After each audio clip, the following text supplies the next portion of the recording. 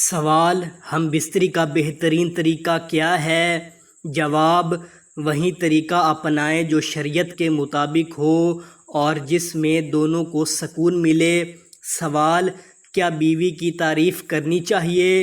جواب: جی ہاں، اس سے محبت بڑھتی ہے۔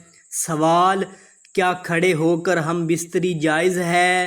جواب: منع نہیں، لیکن بہتر وہ طریقہ ہے جس میں سکون اور راحت ہو۔ سوال: کیا ہم بستری کے دوران غصہ کرنا درست ہے؟ جواب: نہیں، اس سے نفرت پیدا ہوتی ہے۔ سوال: عورت کتنے وقت میں لطف حاصل کرتی ہے؟ جواب: عموماً 20 سے 30 منٹ میں۔ سوال: ایسی کون سی چیز ہے جسے دکھانے سے عورت ہم بستری کے لیے راضی ہو جاتی ہے؟ جواب: پیسے دکھانے کا تصور غلط اور غیر اخلاقی ہے۔ اسلام میں زبردستی یا لالچ سے تعلق بنانا حرام ہے۔ سوال: کیا بیوی سے پیچھے سے ہم بستری کرنے سے نکاح ٹوٹ جاتا ہے؟ جواب: نکاح نہیں ٹوٹتا، لیکن یہ عمل گناہ کبیرہ ہے۔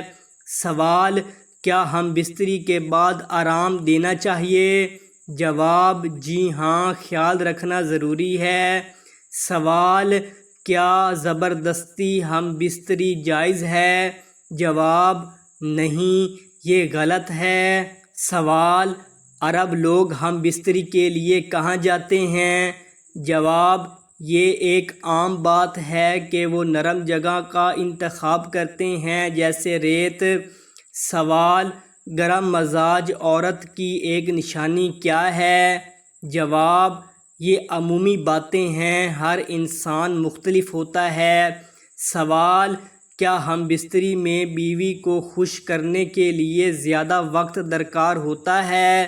جواب: جی ہاں، عورت کی فطرت میں ہے کہ وہ زیادہ وقت لیتی ہے، اس لیے مرد کو جلدی نہیں کرنی چاہیے، بلکہ محبت اور نرمی سے پیش آنا چاہیے۔